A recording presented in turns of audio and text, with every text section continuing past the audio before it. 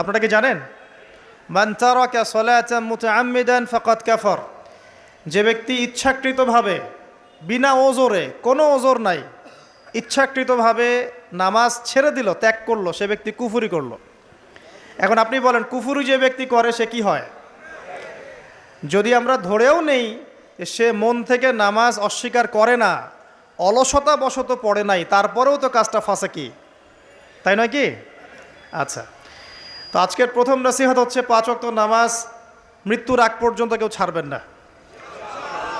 আমার সাথে ওয়াদা করেন যে ইনশাআল্লাহ আগামী যতদিন বেঁচে থাকব 5 ওয়াক্ত নামাজ জামাতে পড়ার চেষ্টা করব, যদি জামাত না পাই একা পড়ার চেষ্টা করব। আল্লাহ পাক তৌফিক দান করুন, আমিন। আজকে যদি এই কথাটাই শুধু বাসায় নিয়ে যেতে পারেন যে 5 ওয়াক্ত নামাজ আর জীবনে ছাড়বো না, আমাদের আজকের মাহফিল সফল। আর